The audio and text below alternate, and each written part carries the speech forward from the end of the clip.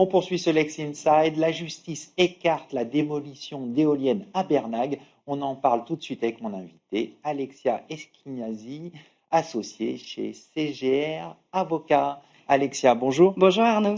Dans l'affaire de Bernag, la Cour de cassation a refusé la démolition d'éoliennes à Bernag. Elle met fin à une saga judiciaire depuis 10 ans, depuis plus de 10 ans. On va en parler ensemble. Pour démarrer, pour bien comprendre, avant d'entrer dans le vif du sujet, pouvez-vous nous rappeler la procédure administrative? Oui, bien sûr Arnaud, avec plaisir.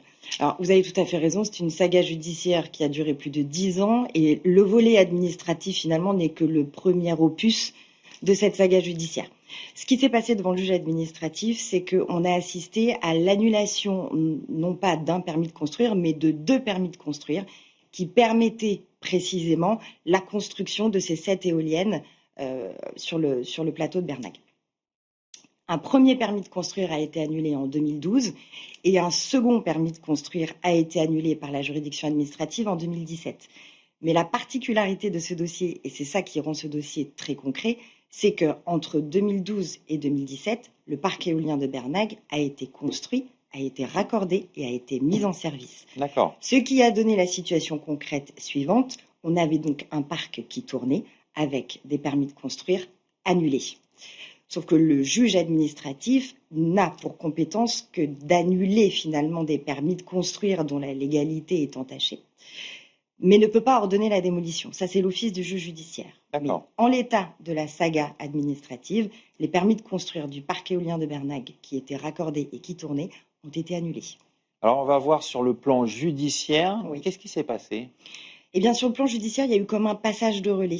Parce que, comme je viens de vous le dire, le juge administratif, lui, ne peut se borner qu'à annuler les permis de construire. Mais il ne peut pas, si je puis dire, aller jusqu'au bout de sa sanction.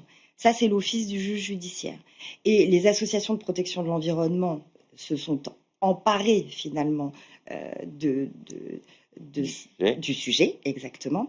Et donc, pour opérer ce passage de relais entre juge administratif et juge judiciaire, c'est la raison pour laquelle, devant le juge judiciaire, ils ont été demandés la démolition du parc éolien de Bernag sur le seul fondement qui existe, l'article L480-13 du Code de l'urbanisme. Pour bien comprendre, c'est quoi le fondement juridique? Alors, ce fondement juridique, c'est une disposition du Code de l'urbanisme qui prévoit que le juge judiciaire a la possibilité d'ordonner la démolition, à condition que soient remplis des critères très exigeants, puisque c'est un outil juridique très fort, hein, c'est une arme de destruction massive dans l'arsenal juridique du juge judiciaire.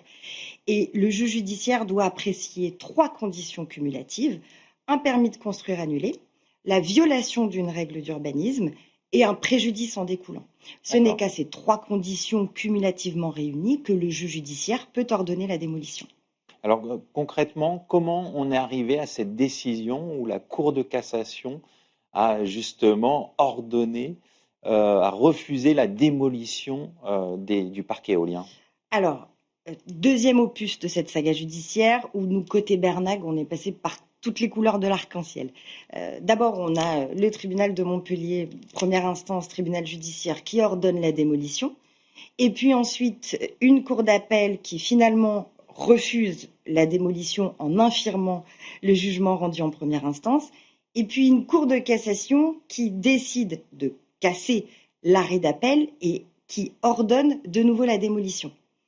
À ce stade, nous sommes en 2023. D'accord. Il faudra attendre encore 2 ans de plus pour que le 30 avril 2025, la Haute Cour de justice mette un point final à cette saga judiciaire. Et verdict, pas de démolition du parc de Bernag, cassation sans renvoi, la décision est définitive, le parc tourne. Alors pour aller plus loin, je crois que les associations environnementales faisaient valoir la protection des espèces protégées, c'est bien cela? C'est tout à fait ça, et notamment la présence d'un couple d'aigles royales sur le site. Et effectivement, au moment de l'arrêt de cassation, le tout premier, il y a eu un accident, un aigle qui a été tué. Et on peut penser que c'est ce qui a donné lieu à ce premier arrêt de Cour de cassation défavorable qui a cassé l'arrêt d'appel qui n'ordonnait pas la démolition. D'accord. Qu'est-ce qu'on peut tirer comme enseignement de cet arrêt en définitive? Alors, je dirais que il y a eu un changement réglementaire assez crucial pendant toute cette saga judiciaire. Ce qu'il s'est passé, c'est que les éoliennes sont passées sous le régime des installations classées pour la protection de l'environnement, ce fameux régime dit ICPE.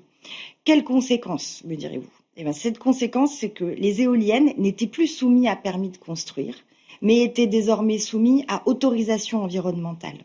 D'accord. Et qu'est-ce que ça change? Ça change que ce que je vous disais tout à l'heure, c'est que l'outil de l'article L480-13 est un outil de destruction massive, puisqu'il permet d'ordonner le démantèlement.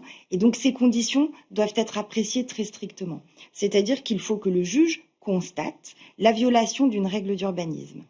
Or, la Cour de cassation a considéré que la sanction de l'article L480-13 était tellement lourde de conséquences qu'il faut que le jour où le juge statue, cette violation soit constatée. Or, en 2025, lorsque la Cour statue, le parc éolien de Bernag n'a plus besoin de permis de construire. Puisque le parc éolien, désormais, obéit au régime des ICPE et donc à l'autorisation environnementale dont le parc de Bernag disposait. Donc c'est vraiment ce changement de réglementation qui a permis l'issue de cette saga judiciaire? Exactement. C'est ce changement de réglementation qui permet aujourd'hui de voir le parc éolien encore composé de ces 7 aérogénérateurs. Qu'est-ce que ça change pour les porteurs de projets? Je pense que c'est un message qui leur est délivré de sécurité juridique et donc de sécurité des investissements quelque part. Le juge judiciaire qui a à sa disposition dans son arsenal juridique cette arme-là qui permet de faire démanteler un parc, qui est donc une sanction grave, ne peut pas faire n'importe quoi et ne peut pas faire fi de l'évolution réglementaire.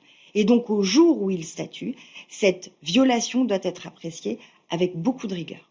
Comment on doit mettre en balance les intérêts de protection des espèces protégées et les intérêts des porteurs de projets? Comment on fait? C'est difficile, on voit une saga judiciaire comme ça d'une dizaine d'années, on voit les risques de démolition, un parc qui se construit, qui peut être démoli, un parc éolien. Comment on fait? On prévoit en amont les mesures, et c'est ce que font les développeurs par ailleurs, des mesures de protection des impacts environnementaux que l'implantation d'un parc éolien peut générer. Donc aujourd'hui, les porteurs de projets sont très au fait de ça et des mesures environnementales à mettre en œuvre en amont pour protéger notamment les espèces qui avoisinent le parc éolien. Est-ce qu'il y a d'autres bonnes pratiques à avoir en tête pour sécuriser ces projets? Je dirais l'assurance, l'assurance recours notamment, mais tous les mécanismes assurantiels qui permettent de sécuriser les investissements en cas de recours notamment, pour permettre la construction malgré les recours des associations de protection environnement ou des voisins par exemple.